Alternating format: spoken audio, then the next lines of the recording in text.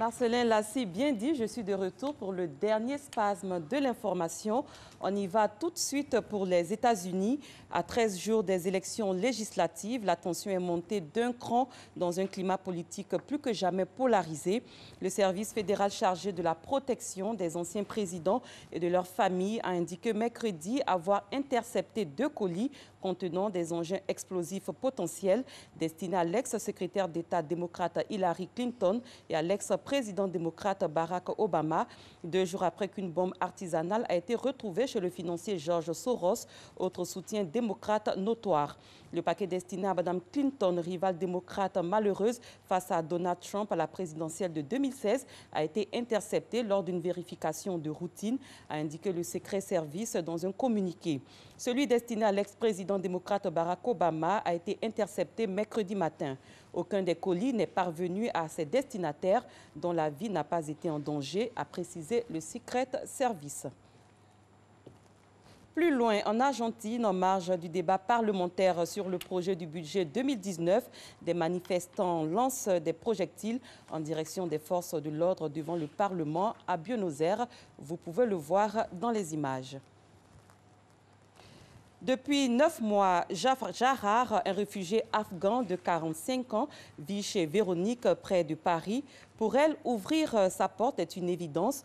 Pour encourager plus de Français à suivre son exemple, les députés viennent d'adopter un amendement au projet de budget 2019 prévoyant un crédit d'impôt de 5 € par nuit pour les personnes hébergeant des réfugiés. Reportage.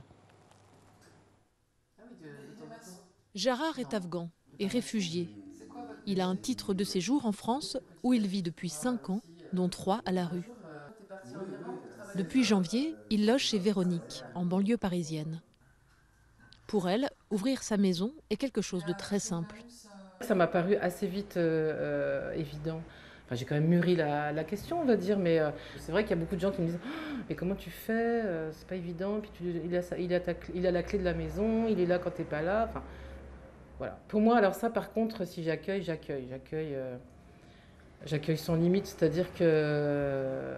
Enfin, sans limite. Je vais évidemment tout de suite donner la clé de la maison. Sans limite, mais avec quelques règles de vie, clairement définies au départ, comme l'interdiction d'inviter des amis.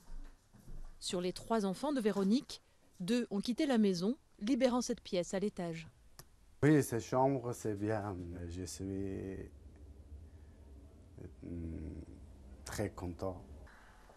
Jahar travaille depuis le mois d'août comme couturier chez Emmaüs. S'il peut loger chez Véronique, c'est grâce au programme Calme, comme à la maison, lancé par l'association Singa il y a 3 ans. Depuis 2015, c'est plus de 500 personnes, exactement 514 personnes réfugiées qui ont été accueillies chez des particuliers pour des durées de 3 à 12 mois, leur permettant de se consacrer complètement à leur projet d'intégration sociale.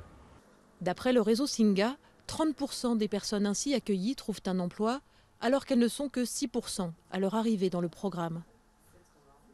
Un crédit d'impôt pour les particuliers hébergeurs vient d'être voté à l'Assemblée.